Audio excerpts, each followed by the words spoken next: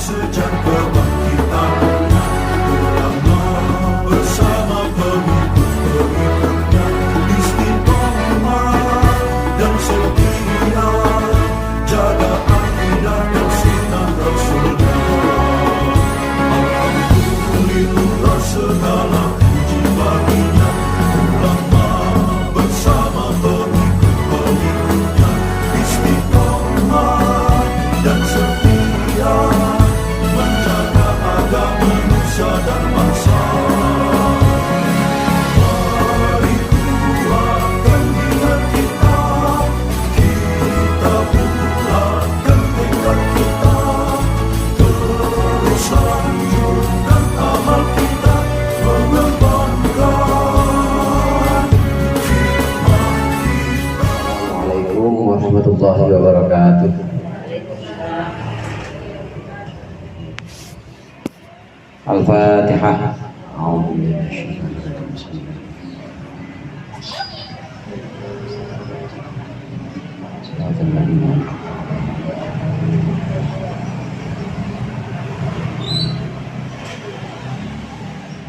Al-Fatihah sekali lagi kita hadiahkan buat almarhumah Ibu Nurjanah binti Ucup. Mudah-mudahan Allah menjadikan kuburnya Raudhah min riyadhil jannah.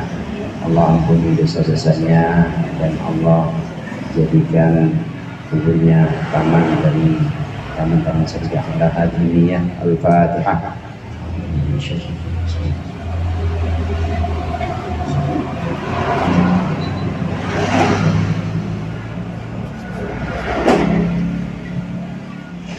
Bismillahirrahmanirrahim. Alhamdulil muallimil tullabi wa musahhilil khairi liman yata'allamu. Thumma assalatu wassalamu ala nabi wa alihi wa sahbihi jayudamu. Ya Rabbana kaffir anna dhunubana wa walidina wa liman huwa muslimun. ندعوك اللهم علما نافعا من يومنا إلى الحساب يقوم. آمين آمين آمين ويا فتاح. آمين آمين آمين ويا عليم. Bismillah, alhamdulillah, wassalatu wassalamu ala sayyidina Muhammadin Rasulillah wa ala alihi wa ashabihi wa man tabi'ahu hudahu wa jama'atah wa la hawla wa la quwwata illa billah, amma ba'du. Segenap jamaah Majelis Ta'lim Nurul Anam Rabu sore yang dirahmati oleh Allah. Alhamdulillah siang hari ini, sore hari ini kita berkumpul kembali lanjutkan pengajian kitab Durus Fiqhiyah. Mudah-mudahan apa yang tadi sudah kita baca dan apa yang akan kita baca menjadi sesuatu yang bermanfaat dunia akhirat. Amin ya rabbal alamin. Sebelum kita mulai, tadi hanya Yasinan kok ya, kirim-kirim arwah, tapi udah ada daftarnya.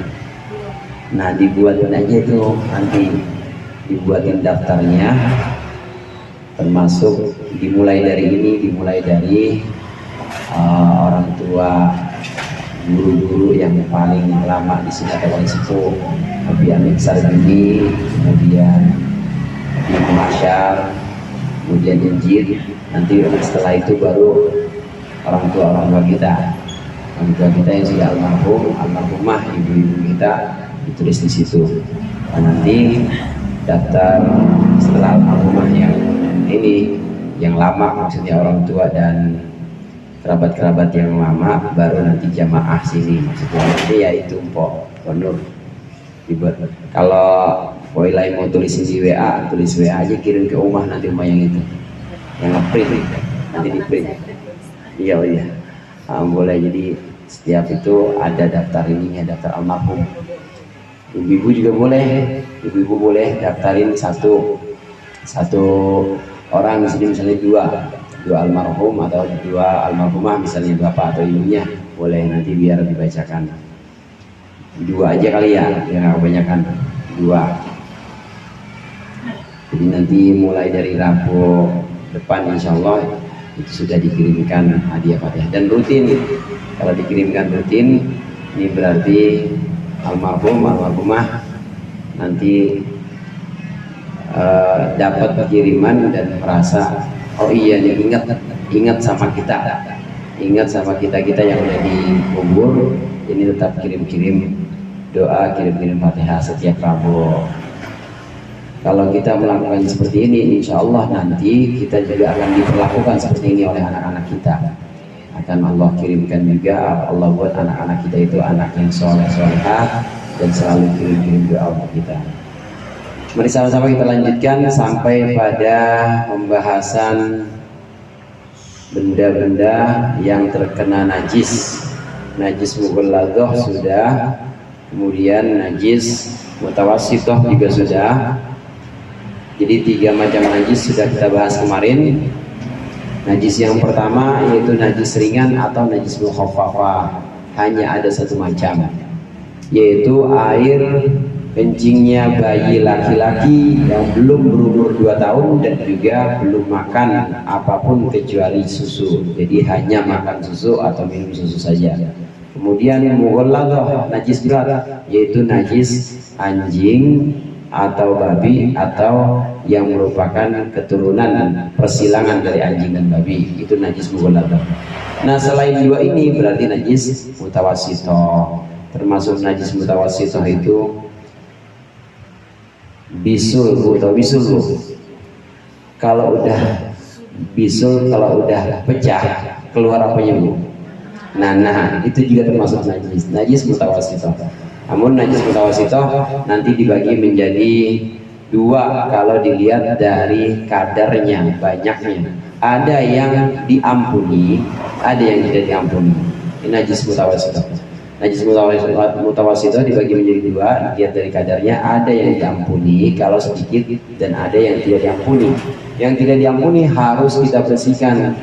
Caranya yang kemarin kita bahas, yaitu dengan yang nanti akan kita bahas, yaitu dengan mencuci menggunakan air. Kalau yang diampuni nggak apa-apa, andai kita pakai, andai kita gunakan buat sholat tidak apa-apa. Ada yang diampuni, ada yang tidak diampuni kalau najis mutawassithah. Kalau najis mughalladhah enggak, semuanya harus dicuci. Tidak ada yang mughalladhah yang sifatnya diampuni, tidak ada. Begitu juga najis mukhaffafah, tidak ada yang ma'fu, itu cukup dipercikkan air aja.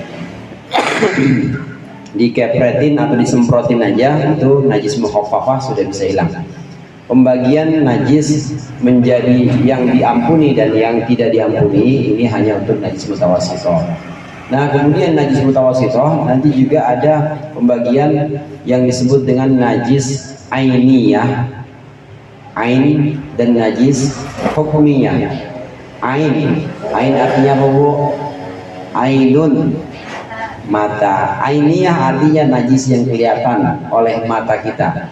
Najis mutawassithah ada yang sifatnya ainiyah, yang kelihatan oleh mata kita. Yang kelihatan oleh mata kita bentuknya, warnanya, maka harus dibersihkan warna bentuknya. Ada yang hukmiyah. Hukmiyah itu nggak kelihatan sama mata. Sejadah ini habis di kena kencing, habis diompolin sama anak kita, kering tuh udah, nggak langsung kita cuci, tapi udah keburu kering, ya udah 3 minggu yang lalu belum kita cuci, maka najisnya namanya najis hukmiyah. Najis hukmiyah cara mensucikannya, najis hukmiyah cukup dengan mengalirkan air di tempat yang kita yakin itu adalah tempat bekas najis. Kalau kita yakin itu tempat bekas najis, ya udah cukup diguyur gitu aja, cukup dicuci begitu aja, maka sudah suci. Karena udah hilang bentuknya, maka cukup dengan mengguyurkan air. Ini pembagian najis mutawassithah, ada yang ainiyah, ada yang hukmiyah. Kalau dari kadarnya ada yang diampuni, ada yang tidak diampuni. Pembahasan sekarang izalatun najasatil mutawassithati. Betul itu ya? Sekarang yang apa yang an-najasatul lati yunfa? Izalatun. Kita baca sama-sama. Bismillahirrahmanirrahim. Izalatun najasah al-mutawassithah tazulun najasatu al-mutawassithah bi ghusli mahaliha bil ma'it tahuri hatta yazula ta'muha wa launuha wa rihuha wa la yadurru baqa'u launin asura zawaluhu. Najis mutawassithah yang kita kenal selain najis anjing dan babi, juga selain najis mukhaffafah, maka itu najis mutawassithah. Mutawassithah artinya najis sedang atau pertengahan. Bagaimana cara menghilangkan najis pertengahan? Najis sedang. Najis mutawassithah ini najis yang paling banyak, Bu.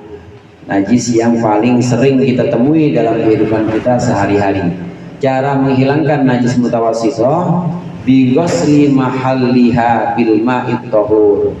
Najis mutawassithah bisa hilang, bisa suci tempatnya dengan mencuci tempatnya atau membasuh tempatnya dengan air yang suci mensucikan. Najis mutawassithah bisa suci, bisa hilang dengan membasuh tempat yang kena najis dengan air suci mensucikan. Hatta tazula ta'muha wa launuha wa rihuha, sehingga hilanglah rasa, warna dan baunya. Sehingga hilanglah rasa, warna dan baunya.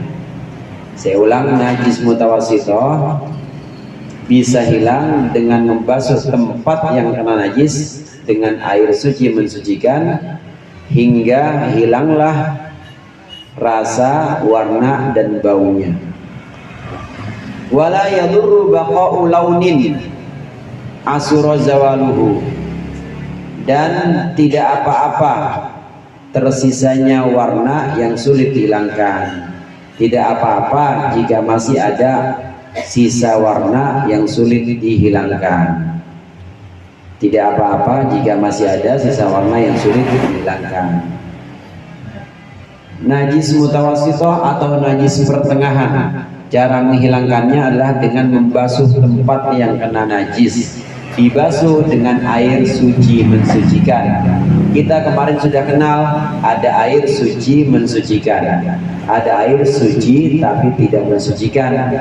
Suci tidak mensucikan seperti air yang sudah berubah dengan sesuatu yang suci. Air teh Solo, apalagi Bu? Teh banyak banget teh sekarang. Teh Jawa, teh apa lagi? Teh Nusantara, banyak banget itu. Tapi aslinya teh itu ya teh air dari Garut. Itu aslinya. Teh air dari Garut itu yang asli. Kalau teh air temennya teh Lilis, Bu. Itu aslinya teh itu dari Sunda. Kalau dari Jawa namanya mbak teteh. Nah, air teh ini air yang suci tapi tidak mensucikan. Kita tidak bisa membersihkan najis dengan air yang seperti ini, suci tapi tidak mensucikan. Jadi membersihkan najis mutawassithah cukup dengan air suci mensucikan. Kita guyur tempat yang kena najis atau kita siram tempat yang kena najis. Berapa kali? Batasannya bukan 1, 2 atau 3 kali. Batasannya asal sudah hilang 3 sifatnya. Asal sudah hilang rasanya, warnanya dan baunya sudah hilang, berarti sudah hilang najisnya. Oleh karenanya dalam mencuci benda yang kena najis, pertama kita hilangin dulu bentuknya najis itu. Kalau masih kelihatan ada debu, anak kita misalnya, buang dulu itu bentuknya. Bentuknya dihilangkan dulu, kita singkirkan dulu. Bisa dengan tisu atau bisa dengan benda-benda lain, misalnya dengan koran, dihilangin dulu. Habis itu kita cuci tangan, nah baru kita mulai bersihin, baru kita mulai guyur atau kita mulai basuh. Dihilangkan dulu bentuknya. Kalau bentuknya sudah dihilangkan, biasanya masih tetap ada warna. Nah, kita mulai guyur atau kita mulai cuci. Cucilah itu bisa sekali, bisa 2 kali, bisa 3 kali. Yang penting dengan air suci mensucikan. Yang penting dengan air murni yang suci mensucikan. Jangan dengan sabun dulu. Jangan dengan sabun, tapi dengan air dulu. Air suci mensucikan. Asal udah hilang 3 sifat ini, rasanya udah hilang, baunya sudah hilang, warnanya sudah hilang, maka bisa dipastikan itu tempat yang katanya najis sudah suci. Yang penting 3 sifat itu sudah suci. Dikatakan di sini oleh pengarang, kalau masih tersisa warnanya maka tidak apa-apa. Mungkin ibu pernah nyuci baju udah kena noda, kena darah misalnya, itu baunya udah nggak ada. Kalau baunya udah nggak ada, itu biasanya rasanya juga udah nggak ada. Tapi warnanya kok masih ada, nggak bisa hilang, maka tidak apa-apa. La yadurru, tidak apa-apa. Sudah dianggap suci. Kalau masih ada warna di tempat yang kena najis, maka warna yang sulit dihilangkan itu tidak membuat benda itu najis. Jadi udah dianggap suci. Bahkan di sini, ya, bahkan di sini disebutkan di dalam pembahasan kitab yang lain, tidak apa-apa kalau masih ada baunya, warnanya udah nggak ada, bentuknya atau rasanya juga udah nggak ada. Kalau udah tidak ada warnanya, biasanya sudah tidak ada rasanya, tapi baunya masih berasa aja, bisa dianggap tidak apa-apa. Jadi 2 itu, Bu, 2 yaitu warna dan bau. Kalau masih tersisa warnanya tidak apa-apa. Sulit banget dihilangkan, ternyata masih ada warnanya, noda, nggak apa-apa. Atau baunya tersisa, masih ada bau-baunya, hanya bau yang tersisa, warnanya udah nggak ada, rasanya udah nggak ada, tapi masih ada baunya, tidak apa-apa, boleh. Asal jangan dua-duanya masih ada. Kalau masih ada warna dan masih ada bau, itu belum suci. Paham ya? Kalau salah satunya boleh, kita nyuci tapi masih ada warna doang, baunya udah hilang, rasanya udah hilang, maka dianggap suci, nggak apa-apa, asal cuma warna saja. Atau kemungkinan berikutnya, bau aja, cuma baunya aja, oh baunya begini ya, nggak enak banget, tapi sudah kita cuci udah 3 kali lebih bahkan, tapi masih menyisakan bau, nggak apa-apa, udah dianggap suci. Asal jangan dua-duanya. Kalau salah satu dari warna atau bau, maka dianggap suci. Tapi kalau dua-duanya, warnanya masih kelihatan, warna darah, baunya juga masih ada, baunya bau darah, bau amis darah, maka bisa dipastikan belum suci. Cuci ulang atau diguyur lagi sampai hilang salah satu dari itu, warna atau bau. Yang penting sampai hilang salah satu dari warna dan bau. Kesimpulannya, warna dan bau itu patokan. Kalau warna dan bau dua-duanya masih ada, berarti belum suci. Tapi kalau tinggal satu, tinggal warna doang, baunya udah hilang, udah suci. Atau tinggal baunya doang, warnanya udah hilang, ini juga sudah dianggap suci. Kalau ibu habis makan jengkol, Bu, habis makan jengkol, baunya kan masih ada tuh, 7 kali dah ibu udah siram, tetap masih bau, dianggap tidak apa-apa, udah hilang, karena tinggal baunya saja, karena warnanya juga sudah tidak ada, rasanya juga tidak ada. Ini batasan untuk menghilangkan najis mutawassithah. Dibasuh dengan air yang suci mensucikan. 3 sifat itu harus hilang, yaitu rasa, warna, dan bau. Kalau masih tersisa salah satunya tidak apa-apa, tersisa warna saja nggak apa-apa, tersisa bau saja nggak apa-apa, tapi jangan ada yang tersisa 2. Kalau 2 tersisa berarti dinyatakan belum bersih, harus tambah, dicuci lagi atau diguyur lagi. Ini cara membersihkan. Nah, saya ingatkan sekali lagi, mencuci sesuatu itu air yang mendatangi najis, bukan najis yang mendatangi air. Jadi diguyur tempat najis nih, tempat yang kena najis ini sejadah, airnya harus datang ke sejadah. Jangan sebaliknya, jangan najis yang mendatangi air. Jangan kita kumpulkan air dulu di ember, kita masuki sejadah, jangan. Itu tetap najis, nggak jadi suci. Harus air mendatangi najis, jangan najis mendatangi air. Di antara najis mutawassithah itu ada najis-najis yang diampuni. Diampuni statusnya ya najis, cuma ya nggak apa-apa, diampuni namanya.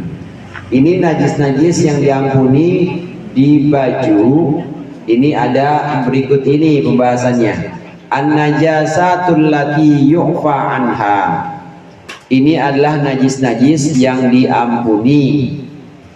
Najis-najis yang diampuni. An-najasatul lati yu'fa anha fi thawbil musalli au badanihi. Najis-najis yang diampuni di pakaian orang yang sholat atau badannya. Hiya damul hayawani, adalah darah hewan.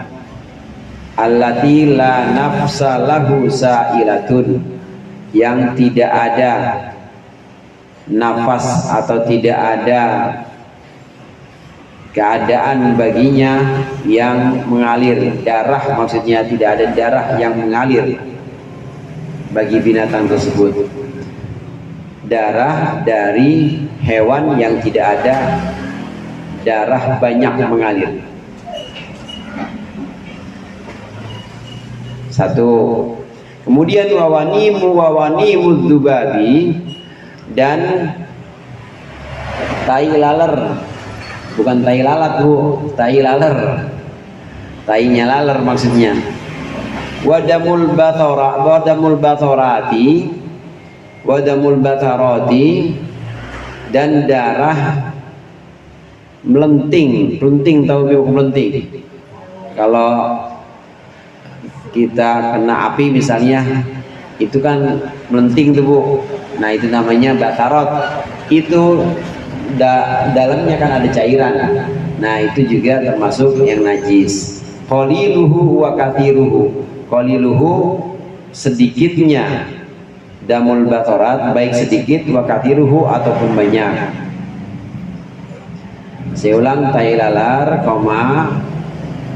kemudian darah dari pelentingan, wa qayyud damamili, dan nanahnya bisul, wasadiduha, dan juga cairannya. Wasadiduha, dan cairannya. Nanah dan cairan bisul. Nanah dan cairan bisul. Wal qalilu min damil ajnabiyyi. Yang terakhir, wal qalilu min damil ajnabiyyi, dan darah yang sedikit dari luar badan kita. Darah yang sedikit dari luar badan kita. Ajnabi itu maksudnya di luar badan kita. Ada najis yang diampuni. Yang kita bahas barusan ini, yang sudah kita baca, ini adalah najis yang diampuni di baju atau di badan kita. Ketika kita lagi sholat, ada najis ini, boleh. Ketika lagi sholat, di badan kita ada najis ini, boleh. Di badan atau di baju kita, boleh. Karena ini najis yang diampuni. Apa saja najis yang diampuni di badan? Yang pertama yaitu darah binatang yang tidak ada darahnya atau sedikit. Contoh misalnya seperti nyamuk darahnya ngalir nggak bu? Ngalir apa enggak?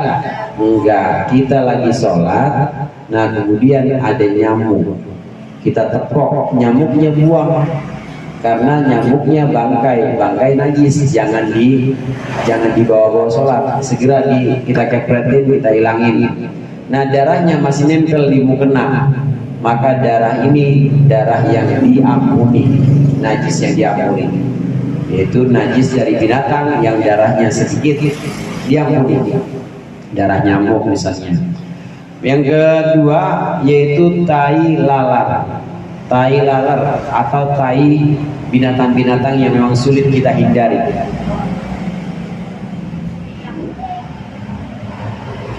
Kalau cicak bisa kita hindari gampang.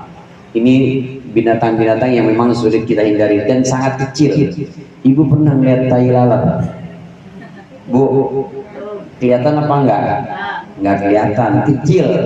Nah kalau cicak masih banyak, masih besar maksudnya. Nah kalau ini wani mutubab, tai lalat ini termasuk yang kecil, atau tai nyamuk dah. Gimana tai nyamuk?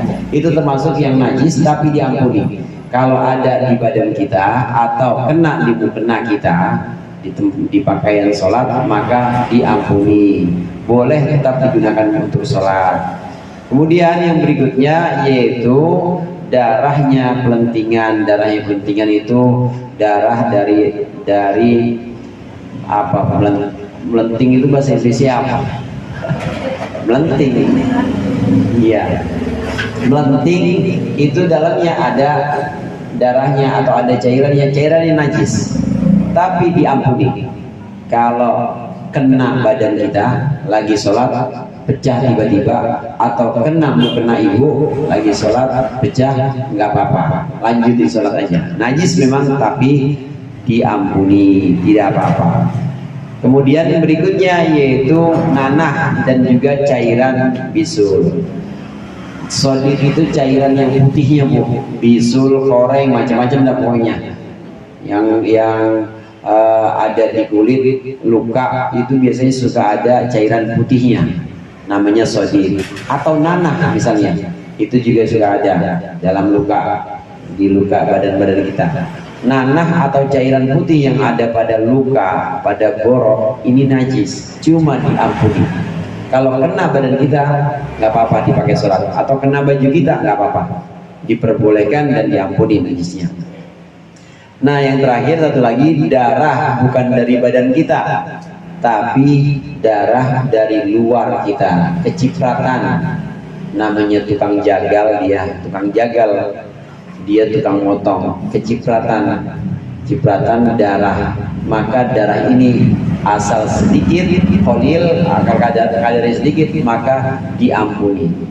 Ulama mengatakan sedikit ini, yang dimaksud dengan sedikit, asal tidak ngalir. Andai kita tempatkan di satu wadah misalnya, atau di satu tempat, ini dia nggak ngalir, di tempat yang miring dia nggak ngalir, maka bisa dianggap sedikit gitu. Ada juga yang mengatakan yang namanya sedikit pokoknya jangan sampai setelapak tangan lebarnya. Kalau sudah setelapak tangan maka sudah dikatakan banyak. Di bawah itu masih disebutkan kadar sedikit. Terciprat darahnya bukan dari darah kita tapi dari pihak luar, darah ayam misalnya, atau darah yang lain, binatang-binatang yang lain, najis, tapi itu najis yang diampuni kalau sedikit. Ini najis-najis yang diampuni di pakaian. Pernah kita bahas juga dalam pertemuan-pertemuan sebelumnya. Najis yang diampuni di pakaian barusan kita sudah bahas. Di pakaian dan di badan ini diampuni. Nah ada lagi najis yang diampuni di air. Najis yang diampuni di air bukan yang barusan kita sebut.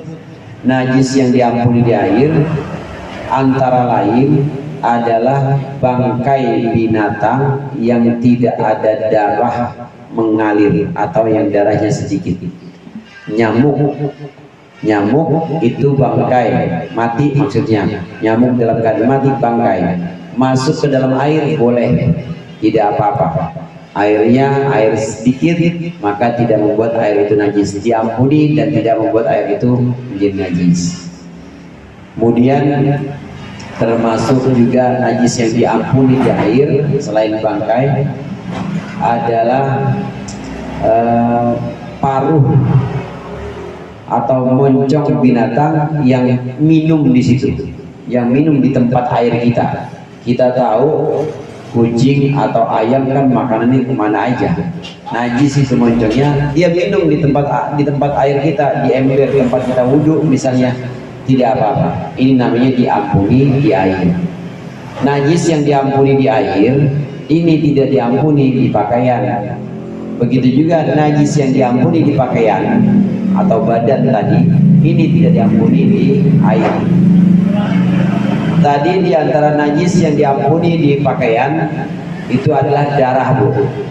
Darah adanya di badan kita, orang darah bisul kena mukena diampuni di mukena, diampuni di badan kita. Tapi kalau darah bisul sampai masuk ke ember tidak diampuni, karena memang tempatnya bukan di ember. Itu ngapain sampai situ-situ maksudnya?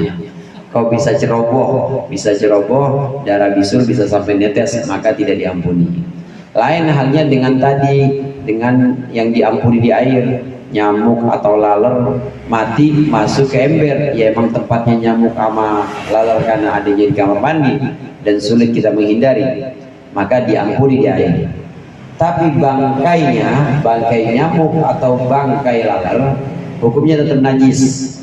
Di air diampuni, cuma kalau ada di badan kita, ada di pakaian kita, tidak diampuni. Ada bangkai nyamuk atau ada nyamuk mati di mukena kita, harus langsung kita hilangkan. Karena kalau kita tetap bawa-bawa sholat, nggak sah sholat kita, karena kita bawa-bawa najis. Cicak kecoa, Bu, kecoa tahu saudaranya cicak, kecoa bangkai, gimana pun yang namanya bangkai najis.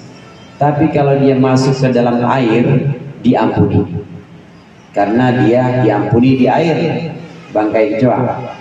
Tapi kecoa mati itu ada di kantong kemeja suami ibu, dipakai-pakai sholat nggak sah, karena bawa-bawa najis. Itu bedanya, beda antara najis yang diampuni di air dan diampuni di badan.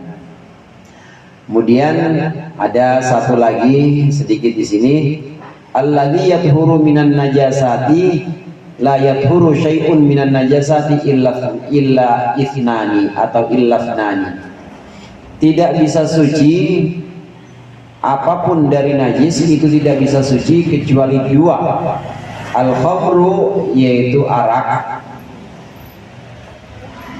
idza sara khallan binafsiha, ketika arak sudah menjadi cuka. Satu. Yang kedua, wajildul maitati idza dubigo, wajildul maitati, dan kulit bangkai idza dubigo, ketika sudah disamah. Idza dubigo, ketika sudah sama.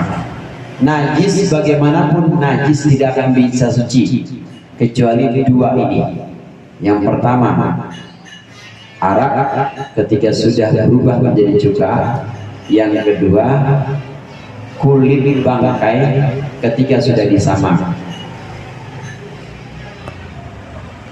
Ibu-ibu jamaah rahimakumullah, kita sudah bahas cara membersihkan najis. Itu maksudnya membersihkan tempat yang kena najis. Sejadah ini kena ompol, yang kita bersihkan adalah sejadah yang kena ompol. Kita hilangkan ompolnya.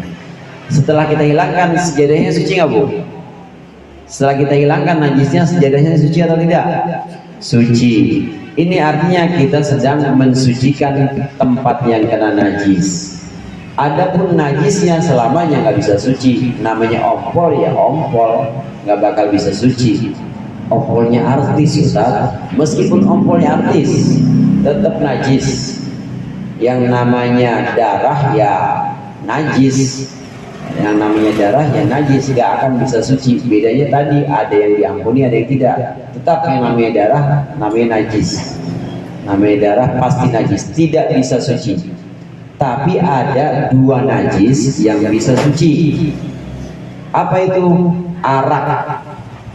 Ibu tahu arak, Bu? Bu, ya udah.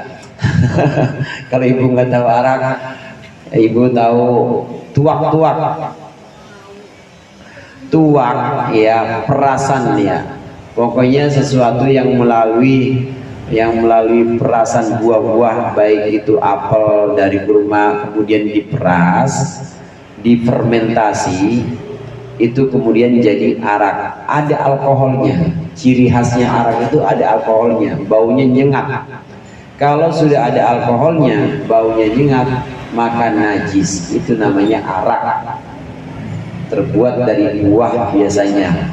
Ini arak mau terbuat dari buah korma, buah anggur atau buah yang lain, kalau sudah baunya menyengat, sudah ada alkoholnya, maka hukumnya najis.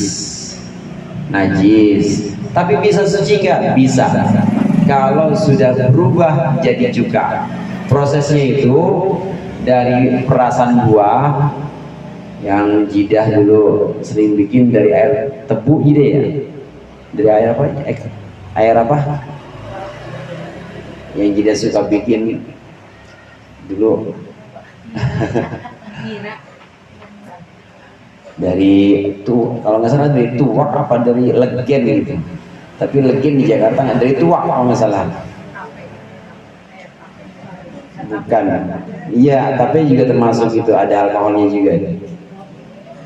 Nah, jadi cuka itu kalau kita diamkan lagi selama beberapa waktu berubah jadi cuka. Kalau sudah jadi cuka maka suci. Arak kalau kita diamkan, asal dia tidak ada pengawetnya ya, kita diamkan aja, nanti lama-lama asam menjadi cuka. Kalau sudah jadi cuka maka hukumnya suci lagi. Ada najis yang bisa suci. Yang pertama arak ketika sudah jadi cuka. Yang kedua kulit bangkai.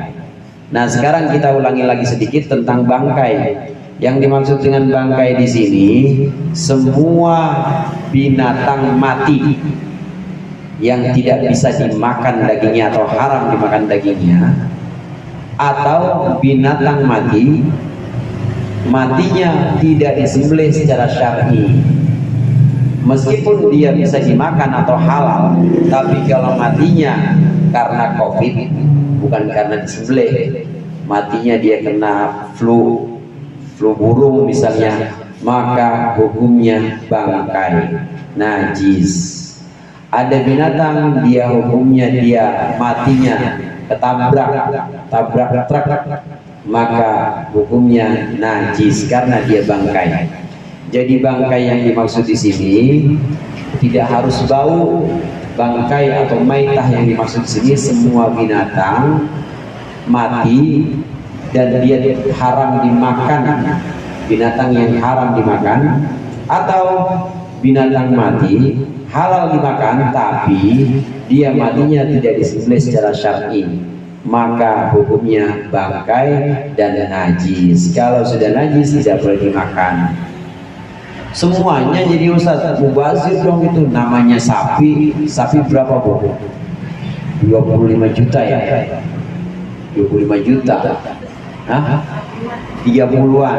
Iya 50, 25 itu yang kecil, 30 juta. Mati gara-gara sakit kan? Gara-gara kena wabah mati. Kan sayang-sayang, apa nggak ada yang bisa dimanfaatin? Ada yang bisa dimanfaatkan, kulitnya. Kulitnya boleh diambil, boleh disucikan. Yang lainnya nggak boleh, najis semuanya. Khususnya dagingnya udah nggak bisa dimanfaatin, udah buang dah. Tapi kulitnya masih boleh dimanfaatkan. Caranya bagaimana? Caranya dengan disamak. Disamak itu pertama-tama dihilangkan lemak-lemaknya Bu. Setelah dikuliti, lemaknya dihilangkan. Nanti kering pokoknya, asal sudah lemaknya hilang, yang basah-basah dari bagian kulit yang dalam itu sudah hilang. Kemudian biasanya dikasih zat yang sifatnya itu asam, zat yang sifatnya asam. Kalau dalam penjelasan kitab klasik itu adalah dengan tai burung dara, dengan tai burung dara, karena ada sifat asam di situ. Udah dikasih tai burung dara, kemudian dijemur. Kalau sudah kering dicuci lagi, karena tai burung dara pun kan najis, dicuci lagi pakai air. Nah kalau kira-kira sudah muncul sifat awet, artinya ini udah awet nih, kena air pun udah nggak apa-apa, maka berarti itu sudah berhasil disamak. Jika sudah berhasil disamak, maka kulit sapi yang mati gara-gara penyakit ini, bukan gara-gara disembelih, itu suci, boleh kita pakai buat sejadah, boleh kita pakai buat kalau pengrajin itu pakai buat jaketnya, kemudian buat sholat juga boleh. Itu bangkai, kulit bangkai itu boleh.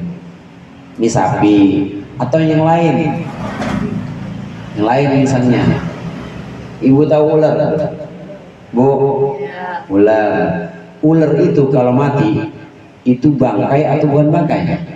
Bangkai, karena dia hewan mati dan dia hewan yang memang nggak boleh dimakan. Bangkai. Tapi kulitnya boleh. Kulitnya suci dengan cara disamak. Disamak itu tadi caranya. Disamak dengan proses penyamakan yang sempurna, maka nanti boleh dimanfaatkan. Bisa dipakai buat tas, apalagi selain tas, dompet, terus sepatu, ya, dan lain sebagainya. Semua kulit binatang itu bisa dimanfaatkan. Caranya dengan disamak. Tapi yang dua saudaraan itu tetap bisa, Bu. Apa yang dua itu? Anjing dan babi tetap disamak juga nggak bakal bisa suci dia. Ini dua perkara yang bisa suci. Najis ada yang bisa suci, yaitu arak ketika sudah jadi cuka, dan kulit bangkai ketika sudah disamak. Wallahu a'lam bishawab. Mudah-mudahan bermanfaat. Dikurangnya saya mohon maaf. Wallahu muwaffiq ila aqwamit thoriq. Assalamualaikum warahmatullahi wabarakatuh.